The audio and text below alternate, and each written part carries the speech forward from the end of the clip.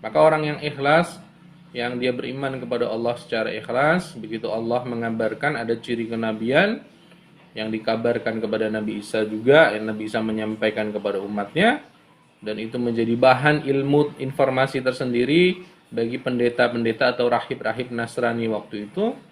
Begitu dikabarkan begitu, kemudian suatu hari ada anak kecil dari Arab gitu ya, yang memiliki ciri-ciri tertentu, dan kemudian akhirnya dicurigai bahwa itu adalah bagian daripada anak kecil yang kelak ketika dewasa akan dipilih Allah menjadi seorang rasul. Inilah yang disebut sebagai al-mubasyarat. Jadi ada sifat asasi yang 4: sidik, amanah, tablik, fatanah, ya, yang kita juga dianjurkan untuk mengusahakan atau meneladaninya yang sedemikian. Kemudian ada juga mukjizat, lalu ada juga al-mubasyarat sebagai alamatul rasul, lalu ada juga yang disebut sebagai an-nubuwah. Ada yang disebut sebagai an-nubuwah. Apa itu an-nubuwah? An-nubuwah itu adalah berita kenabian seperti perintah dari Allah Subhanahu wa taala untuk manusia keseluruhan. Misalnya perintah haji pada Nabi Ibrahim alaihissalam. Dan perintah-perintah Allah di dalam Al-Quran kepada Nabi Muhammad SAW. Itu bagian daripada alamatul rasul juga. Nabi Ibrahim alaihissalam diperintah Allah Ta'ala untuk memberitahu manusia agar berhaji. Ada di Quran surah Al-Hajj ayat 26 sampai 27. Lalu kemudian Al-Quran adalah wahyu kepada Rasulullah dan bukti kenabiannya. Ada di Quran surah Al-An'am ayat 19. Katakanlah siapa yang paling kuat persaksiannya. Ya nanti dibuka sendiri saja ya. Saya hanya resum saja. Kemudian Rasul mengajak umatnya kepada Al-Quran, tapi mereka meninggalkannya. Itu ada di Quran surah Al-Furqan ayat 30. Berkatalah Rasul, ya Tuhanku, sesungguhnya kaumku menjadikan Al-Quran ini sebagai sesuatu yang diacuhkan. Padahal orang kalau mau sungguh-sungguh mengambil saripati Quran, maka dia akan diangkat derajatnya menjadi ahlul Quran. Bahkan ada keterangan hadis ya. Ada keterangan hadis bahwa Allah Subhanahu wa taala itu memiliki keluarga. Allah Subhanahu wa taala itu memiliki keluarga, dan keluarga itu adalah yang dimaksud adalah ahlul Quran. Ini luar biasa. Maka puncak berinteraksi dengan Quran itu bukan sekedar baca, bukan sekedar menghafal, meskipun baca dan menghafal juga banyak kemuliaan terkait dengan itu. Tetapi yang dimaksud dengan puncak interaksi dengan Al-Quran itu adalah tadabbur dan amal. Apa itu tadabbur? Tadabbur itu adalah aina maqamuna fi hadhil ayah, itu adalah tadabbur. Di mana posisi kita pada ayat yang sedang kita baca. Itu adalah ta'rif tadabbur yang dibuat oleh ulama. Jadi ketika kita membaca Quran, kemudian kita merenungkan maknanya, lalu kemudian kita menjadikan ayat Quran itu menjadi bagian untuk menghisap diri kita, memuhasabahi keberadaan kita. Misal ayat itu berkaitan dengan kabar gembira untuk orang-orang beriman, lalu kita lihat diri kita apakah kita termasuk ke dalam ciri-ciri itu, dan kita berdoa serta berharap kepada Allah, mudah-mudahan Allah menjadikan kita bagian daripada orang yang seperti itu. Ini contoh ketika bertemu dengan ayat-ayat yang berkaitan dengan kabar gembira. Dan jika bertemu dengan ayat-ayat yang sifatnya itu adalah ancaman, maka kita juga menghitung diri kita, jangan-jangan ada ciri-ciri itu yang ada pada diri kita, dan kita mohon ampun kepada Allah dan berlindung dari azab yang berat. Begitu tentang kurang lebih cara tadabbur Quran. Ya. Tadabbur Quran itu ada yang perlu dibuka tafsirnya pada ayat-ayat yang sifatnya dhonni, ya, ada yang dicukupkan. Tapi kalau kita melihat Al-Quran terjemahan hari ini, itu sudah banyak not ya di sana ya. Makanya kalau membeli Quran, saran saya, kalau beli Quran itu ada terjemahannya, kemudian ada asbabun nuzulnya, kemudian ada not-not penting di situ yang akan membantu kita untuk memahami, atau ada tafsir-tafsir tertentu ya, atau syukur-syukur ada tafsir perkata. Ada tafsir perkata, ada asbabun nuzulnya, kemudian ada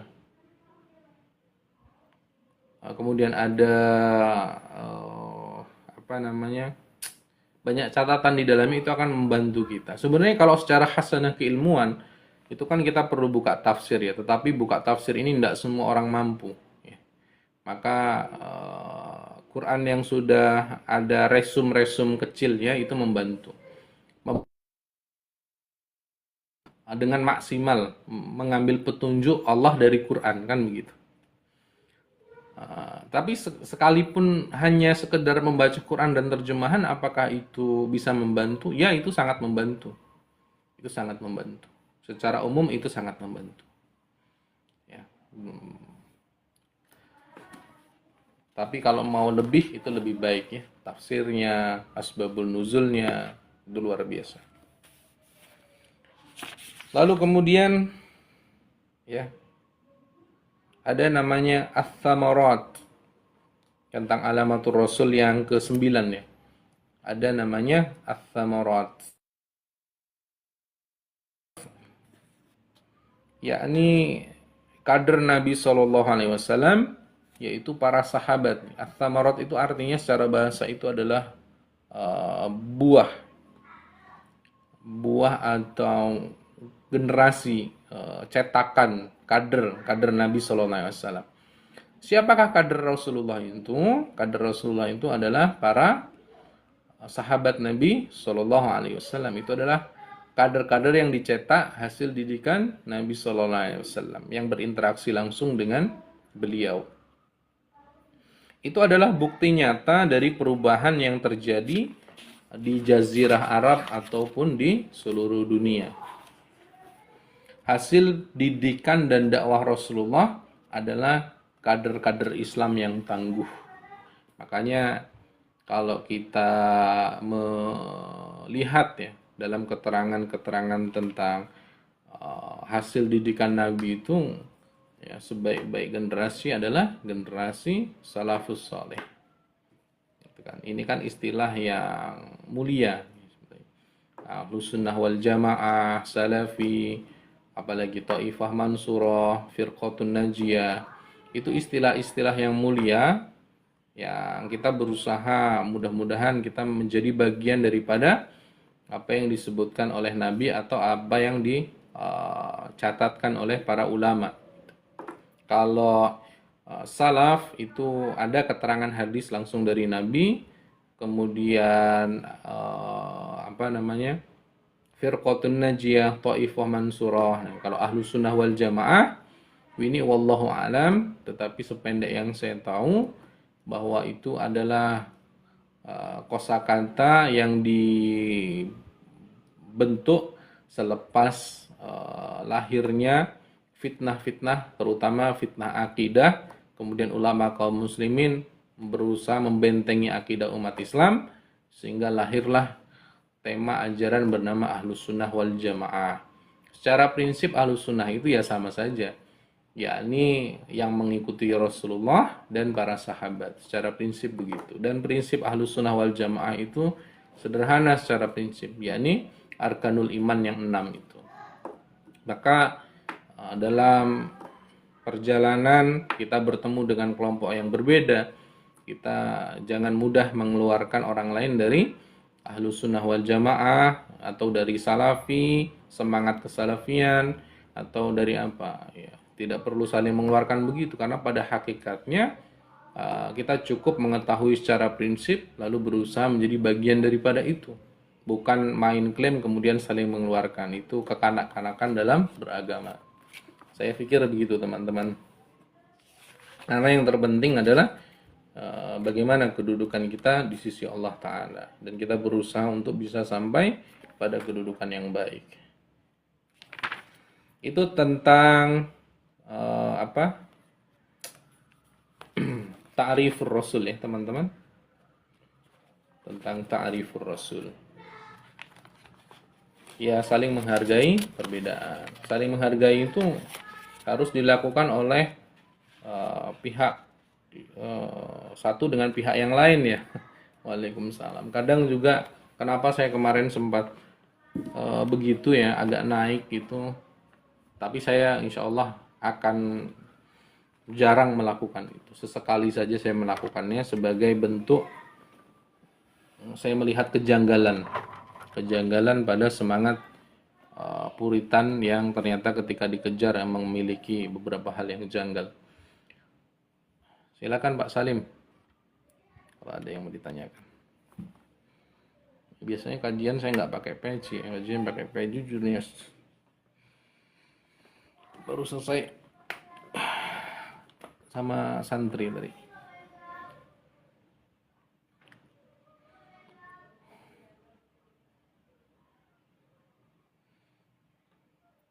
Jam berapa ini teman-teman? 20.48.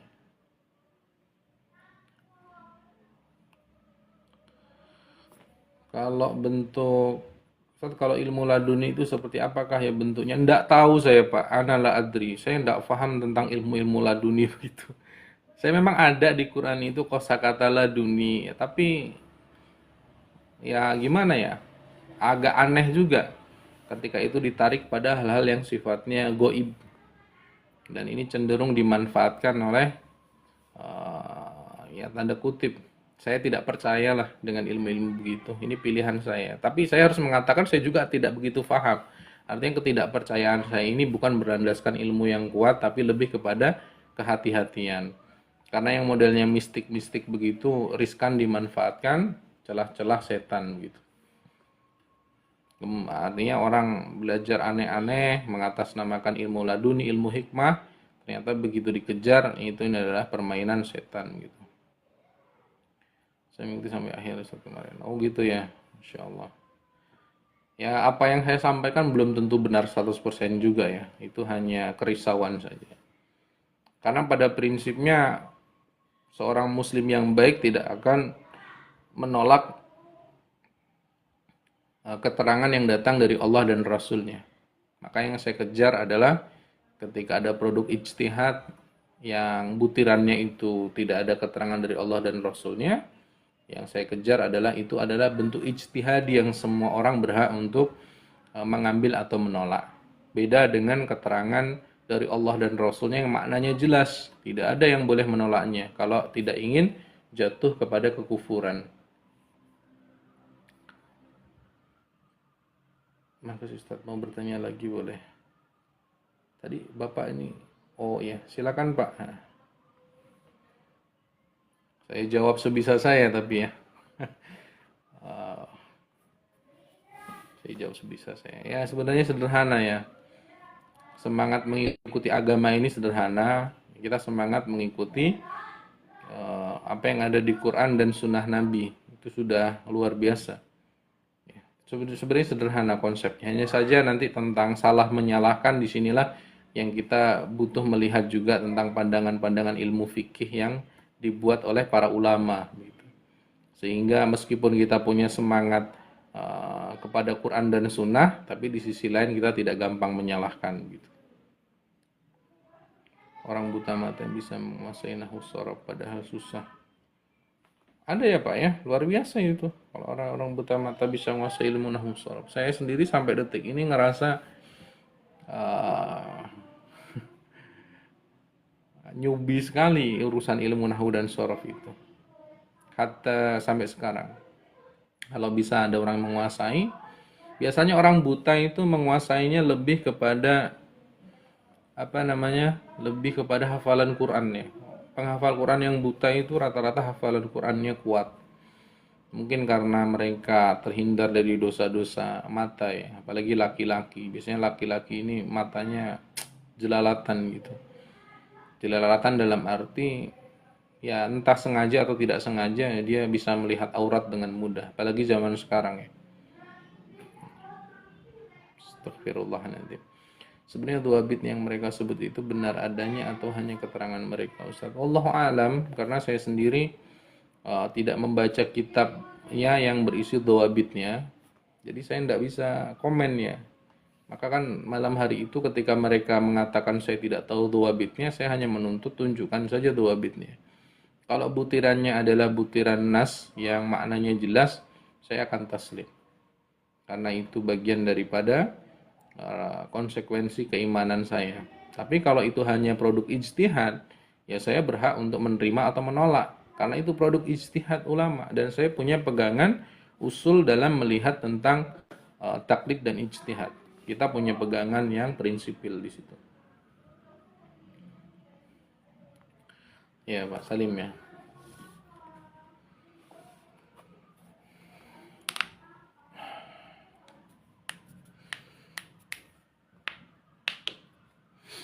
Jadi sebenarnya apa sih yang membuat umat Islam ini kadang mengalami selisih ya?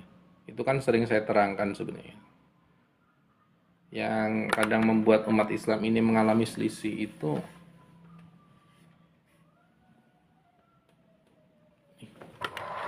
bentar ya teman-teman. Kayak ngembun kamera saya.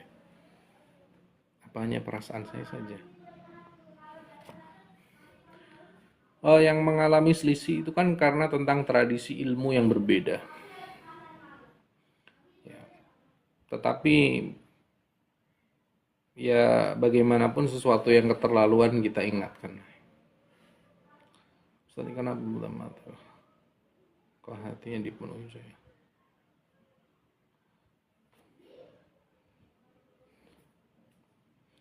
Uh,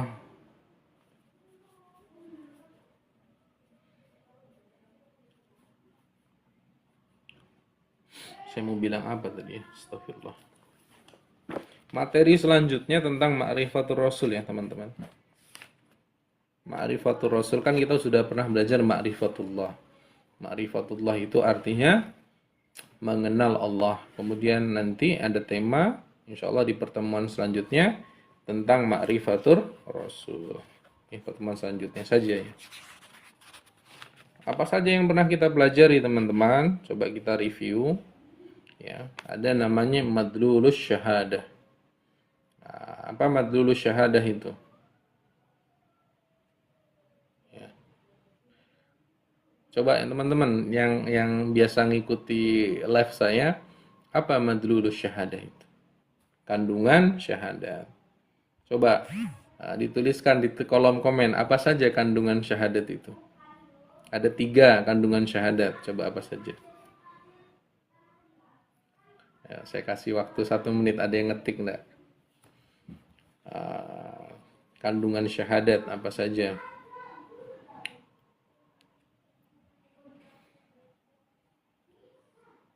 Madlulus syahadah.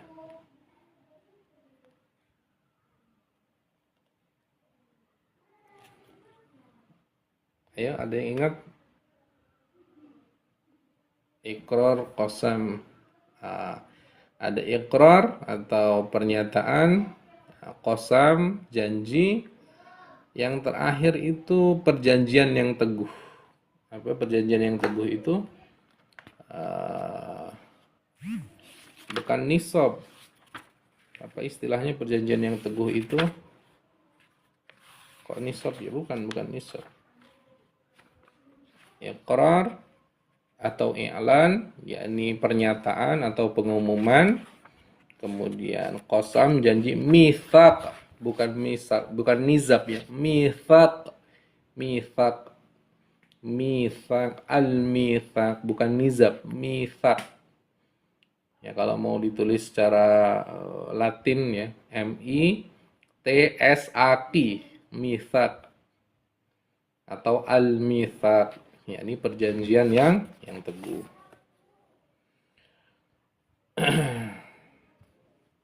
Misak, ya, atau al-misak. Tapi misak pakai fa, jadi M-I-T baru S, misak. Kemudian apa itu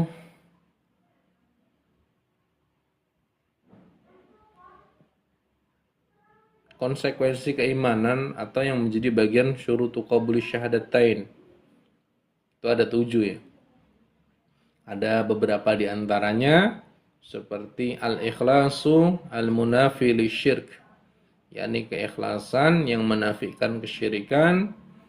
Lalu ada juga al-ilmu al-munafi lil jahl, ilmu yang menghapuskan kebodohan. Ilmu tentang apa? Ilmu tentang siapa Allah dan siapa Rasulullah. Ada 7 poin di sana ya. Kemudian ada nawaqidus syahadatain. Nawaqidus syahadatain itu yang membatalkan kedua kalimat syahadat. Ada di sana yang pertama ada asyirku, yaitu syirik. Syirik itu ada syirik besar dan syirik kecil. Kalau yang sampai membuat orang keluar dari Islam itu adalah syirik besar. Ada asyirkul akbar, ada asyirkul asghar. Nah, syirik besar juga terbagi dua. Ada asyirkul akbar al-khafi dan ada asyirkul akbar al-dhahir. Nah, yang syirik besar yang dhahir itu maksudnya bagaimana? Syirik besar dhahir itu maknanya nampak, mudah diketahui. Yakni menyembah setan, menyembah jin, menyembah malaikat, menyembah matahari, menyembah batu, menyembah pohon. Nah, ini bagian dari syirik besar al-dhahir. Kemudian bagaimana tentang syirik besar al-khafi? Berdoa kepada yang sudah meninggal dunia dengan i'tiqad atau dengan keyakinan bahwa yang meninggal dunia itu bisa mengabulkan doa. Nah, ini bagian daripada asyirkul akbar al-khafi atau syirik besar yang tersembunyi. Nah, nanti di situ kenapa dibilang tersembunyi, wallahu alam, mungkin ini bagian dari pengejawantahan karena di dalamnya ada debatable, tetapi ya nanti ada istilah istighosa dan sebagainya, tetapi dengan catatan i'tiqad di sana. Yang aman adalah ditinggalkan saja kalau pilihan saya. Karena resikonya terlalu tinggi ya, bagian dari syirik besar. Kemudian ada asyirkul asyirkul asghar al-dhahir dan asyirkul asghar al-khafi. Syirik kecil yang nampak dan syirik kecil yang tersembunyi. Apa itu syirik kecil yang nampak? Ya seperti riya, sum'ah, mudah diketahui gitu. Oh, ini syirik kecil. Itu tidak sampai keluar Islam, tapi itu sebagai dosa yang berbahaya juga. Yang itu merusak keikhlasan dan bisa membuat amal tertolak. Ya kan? Karena syarat amal diterima itu ada 3. Ada ikhlas, ada ittiba, dan ada masyru'an. Ya, kalau kawan-kawan dari salafi mencukupkan sampai ittiba, bahkan ada ittiba'ur rasul. Tapi kita yang pandangannya wasatiyah mengambil masyru'an sebagai kosakata juga, sebagai perbendaharaan ilmu hasanah, ilmu yang luas. Nah, ini tergantung, makanya nanti pada akhirnya pilihan mau mengambil berapa pilihan poin di sana. Kemudian apa saja yang membuat syahadat kita itu batal? Pertama syirik, kemudian kedua nifaq. Nifaq itu adalah kemunafikan. Ya, naudzubillah min dzalik, jangan sampai kita memiliki kemunafikan. Ada kemunafikan i'tiqad yang itu bisa sampai membuat seseorang keluar dari Islam. Kemunafikan i'tiqad itu pura-pura masuk Islam karena tujuan tertentu. Ya, seperti tokoh munafik di zaman Rasulullah, dia pura-pura masuk Islam, Abdullah bin Ubay ya, sampai dia sholat di belakang Rasulullah juga. Tetapi ternyata dia masuk Islam hanya berpura-pura dalam rangka menyelamatkan diri. Kenapa antum lari saat debat dengan Ustadz Mataram? Tidak ada yang lari, Pak. Saya diturunkan oleh adminnya. Tidak ada yang lari. Justru mereka yang menurunkan saya. Makanya kalau lihat di typing kan banyak teman-teman bertanya, ya, kenapa? Gitu kan. Saya jelaskan, saya diturunkan. Ya. Jadi jangan memframing saya lari dari perdebatan. Dan itu sebenarnya bukan perdebatan, itu adalah konfirmasi. Sebenarnya bermula dari konfirmasi, tapi saya terpancing karena yang menanggapi itu orang yang tidak tanggung jawab. Dia mengatakan saya tidak paham dhawabit, tapi dia tidak bisa menyuguhkan dhawabitnya. Ini kan cara diskusi kekanak-kanakan yang katanya sudahlah tidak usah bahas itu ya. Sebenarnya saya menghindari pembahasan itu. Karena kalau dipancing-pancing nanti yang rugi teman-teman salafi ya. Karena saya tadi pagi juga sudah bawakan apa itu salafi, apa itu talafi. Salafi itu bagus, Talafi itu perusak. Nanti kalau saya kampanyekan Talafi kan yang rugi teman-teman Salafi juga.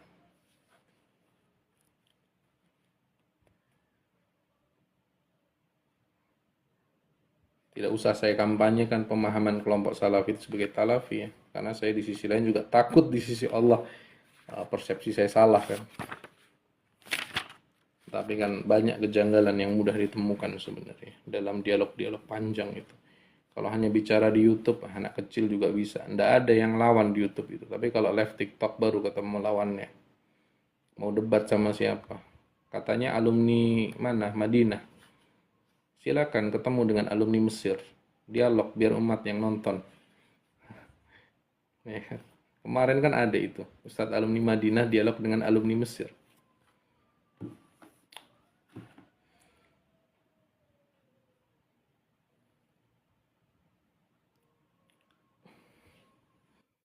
Antum kenapa debat sama Ustadz Matar? Ya kalau nonton tidak perlu tanya ya Pak, kalau nonton dari awal yang menjelaskan nanti penjelasannya seperti sepihak. Tapi sudahlah, kalau percayanya sama Ustadz Mataram, ikuti saja Ustadz Mataram. Saya tidak cari follower. Tidak butuh saya cari-cari follower. Kalau ada yang mau belajar sama saya silakan, tidak apa-apa. Ustadz Fahri Emil Habib. Kurang paham Anda, beliau Habib atau bukan? Kalau saya tidak percaya model-model atas nama kelompok Salafi gitu-gitu, maaf saya tidak percaya. Tapi kalau teman-teman mau percaya silakan. Kalau saya percaya itu semangat kesalafian itu seperti Ustadz siapa pakar ruqyah dari Muhammadiyah itu, Ustadz Muhammad Faizar, kemudian seperti Ustadz Aris Munandar, kemudian seperti ini yang punya semangat salafi yang dalam arti insya Allah saya bisa percaya ya. Kemudian seperti Ustadz siapa sih? Astagfirullahaladzim. Saya lupa namanya ya. Yang sampai beliau muridnya Syekh Utsaimin langsung juga. Tapi pasca belajar dengan Syekh Utsaimin, dia belajar dengan para ahlul hadis dari jamaah tabligh juga. Dan waktu itu beliau sempat ribut juga dengan sesama rekan-rekannya dari kelompok Salafi. Tapi itu bukti beliau mau belajar secara objektif. Ya Ustadz Soleh Hadromi. Kalau Ustadz NU yang saya percaya itu ada ini tentang anu ya, tentang kepercayaan ilmu mereka ya. Ada Gus Baha. Ya, begini, percaya itu belum tentu ngambil 100%. Tapi dalam arti banyak hal yang bisa diambil gitu ya. Ada Gus Baha, ada Kiai Maimun Zubair. Ya, kalau dari tokoh-tokoh NU yang saya gemar gitu. Itu ya, saya rasa Gus Baha sama Kiai Maimun Zubair. Kalau dari NU. Kalau dari Muhammadiyah ada Ustadz Adi Hidayat gitu.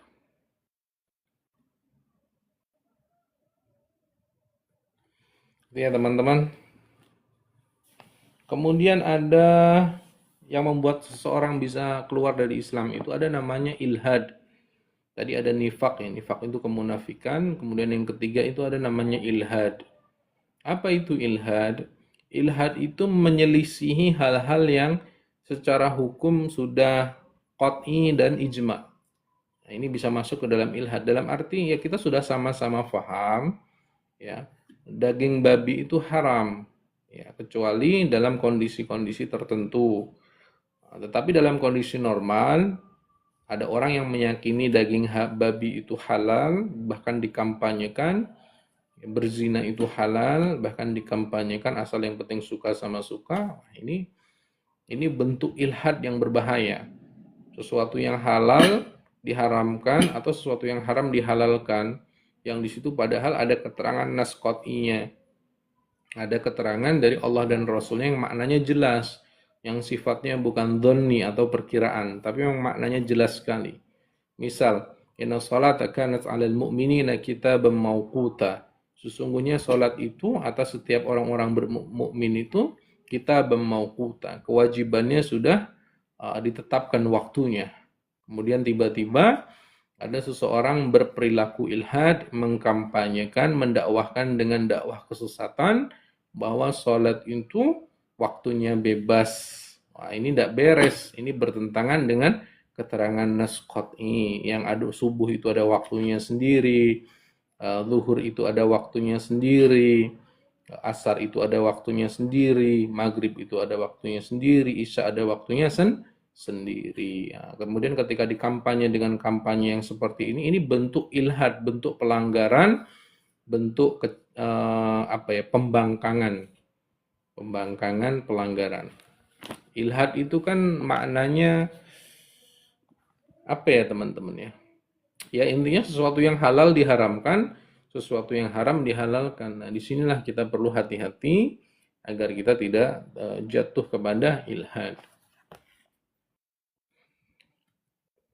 Kemudian kita pernah belajar juga tentang ma'ani la ilaha illallah, makna-makna daripada la ilaha illallah. Apa itu makna-makna daripada la ilaha illallah? Itu ada makna tidak ada yang disembah kecuali Allah. Kemudian tidak ada yang diharapkan kecuali Allah, tidak ada yang ditakuti kecuali Allah, tidak ada yang lebih dicintai daripada Allah, tidak ada yang diikuti kecuali Allah, tidak ada yang memberikan rizki kecuali Allah, tidak ada yang memiliki kekuatan, daya dan kekuatan, la haula wala quwata illa billah, tidak ada yang mengabulkan doa kecuali Allah, dan makna-makna yang lain yang semisalnya yang berkaitan dengan sifat-sifat ketuhanan. Itu makna la ilaha illallah yang pernah kita pelajari. Lalu kita juga pernah mempelajari tentang ilmu Allah. Ilmu Allah ini bagaimana tentang Allah Subhanahu wa taala membagikan ilmunya kepada manusia. Ada lewat thariqatur rasmiyah, ada lewat thariqah ghairur rasmiyah. Jadi Allah Subhanahu wa taala membagikan ilmu kepada makhluknya, ada yang lewat jalur formal dan non formal. Jalur formal itu seperti apa maksudnya? Lewat wahyu Quran. Lewat Quran yang nanti ada Rasulullah sebagai bagian penjelas penting daripada Quran itu sendiri, yang nanti tujuan daripada pembagian ilmu Allah lewat thariqah rasmiyah, lewat Quran, ada Rasulullah sebagai penjelas. Apa tujuannya? Sebagai minhajul hayah. Ya. Nah, kemudian ada lewat at-thariqatu ghairur rasmiyah, atau lewat jalan tidak resmi. Apa itu lewat jalan tidak resmi? Lewat ayatul kauniyah. Lewat ayat-ayat semesta yang bisa diamati, ya. Angin, laut, gunung, dan semuanya ini bisa kita amati dan kita bisa mendapatkan ilmu. Terbukti bahwa para penemu-penemu itu mendapatkan ilmu lewat pengamatan dan lewat tajribiyah namanya. Tajribiyah ini adalah uji coba penelitian. Dan apakah mereka menemukan ilmu sendiri tanpa izin dari Allah? Tidak ada sesuatu yang terjadi tanpa izin dari Allah. Pun begitu pengetahuan yang didapatkan oleh para ilmuwan di abad modern ini, mereka mendapatkan pengetahuan itu, mereka mendapatkan ilmu itu adalah dengan izin Allah, dan sebenarnya itu bagian daripada ilmu Allah yang dibagikan kepada makhluknya. Jadi adanya di abad modern ini orang bisa merangkai mobil, membangun bangunan tinggi menjulang, bisa membuat pesawat, bisa membuat handphone yang kita nikmati. Mereka menemukan rangkaian-rangkaian itu lewat penelitian yang dalam kosakata ilmu Allah sebagai bagian daripada tajribiyah. Ini sebenarnya bagian daripada ilmu Allah membagikan kepada makhluknya, tetapi orang-orang yang tidak beriman tidak menyadarinya itu. Sehingga mereka hanya menuhankan tajribiyahnya saja, apalagi ketika mereka backgroundnya adalah seorang ateis. Tetapi seorang ilmuwan muslim pada hakikatnya dia memahami bahwa penemuan-penemuan yang dia lakukan itu adalah bagian daripada izin Allah, dia bisa menemukannya. Nah, maka tidak ada ilmu yang tidak diketahui oleh Allah. Kenapa? Karena sejatinya ilmu adalah milik Allah Ta'ala. Sementara manusia hanya mendapatkan sebagian kecil dari apa yang Allah ingin sampaikan. Baik itu lewat Quran sebagai minhajul hayah, pedoman hidup, ataupun lewat tajribiyah, ayatul kauniyah, lewat pengamatan, lewat uji coba, lewat penelitian, yang itu tujuannya bukan sebagai minhajul hayah sebenarnya, Jadi modernitas abad zaman ini tujuannya adalah untuk sebagai wasailul hayah, sarana kehidupan. Kita boleh menggunakannya, kita boleh mengilmuinya sebagai sarana kehidupan kita, dan itu bagian daripada ilmu Allah yang Allah izinkan sampai kepada kita. Nah, baik ilmu Allah yang itu disampaikan lewat jalur formal ataupun tidak formal, tujuannya untuk siapa? Untuk manusia, untuk al-insanu, untuk manusia. Untuk apa? Untuk wama khalaqtul jinna wal insan wama khalaqtul jinna wal insa illa liya'budun.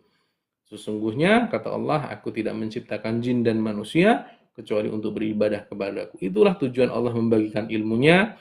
Pada hakikat atau pemahaman puncaknya bahwa kita ini mendapatkan ilmu itu ada misi khusus, yakni berkaitan dengan puncak pemahaman akan ilmu adalah sebagai bahan untuk mengabdi kepada Allah. Jadi sarana hidupnya dipakai untuk mengabdi kepada Allah, kemudian pemahaman Qur'annya dipakai sebagai minhajul hayah atau prinsip kehidupan. Itu tentang ilmu Allah Ta'ala.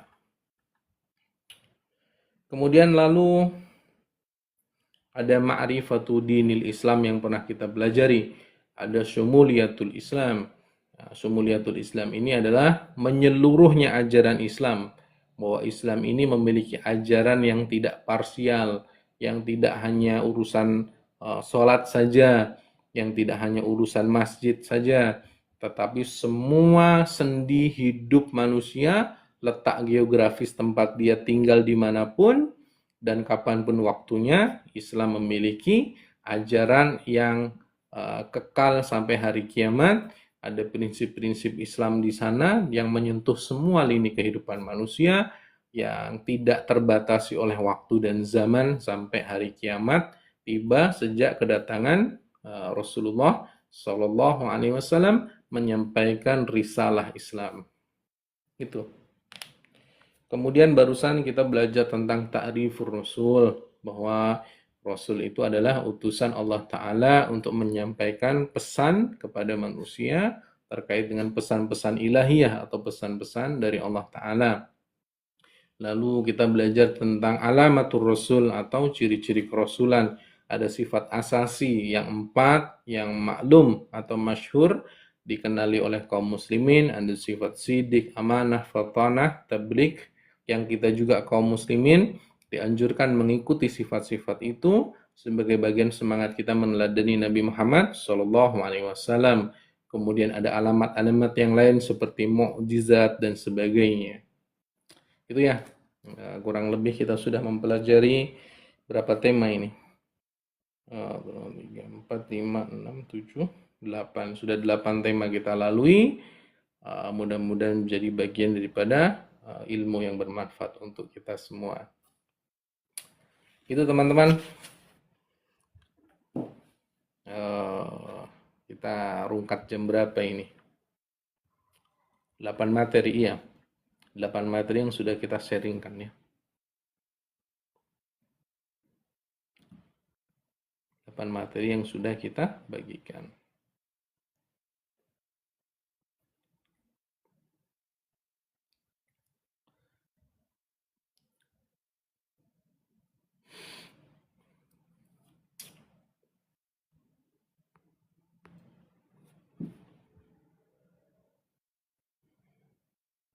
Cukup ya teman-teman ya. Kalau tidak ada pertanyaan atau tidak ada yang didiskusikan, mungkin kita cukupkan. Insya Allah pertemuan selanjutnya, tidak tahu besok malam atau besoknya lagi atau kapan.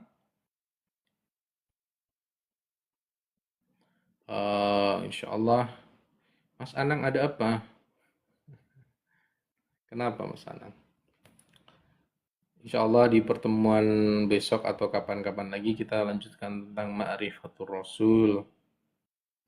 Mungkin itu saja yang bisa saya sampaikan. Kalau dari kawan-kawan tidak ada yang didiskusikan atau ingin ditanyakan atau diulas lebih dalam, mudah-mudahan apa yang disaringkan menjadi bagian daripada ilmu yang bermanfaat.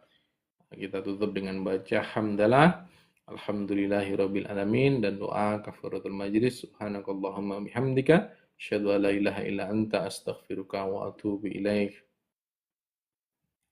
Nanti di-share di grup aja Ustaz kalau oleh. Oh iya tadi ya. Tadi lupa saya tidak share ya, karena tadi habis sama santri, kemudian langsung saja tidak ada jeda. Assalamualaikum warahmatullahi wabarakatuh.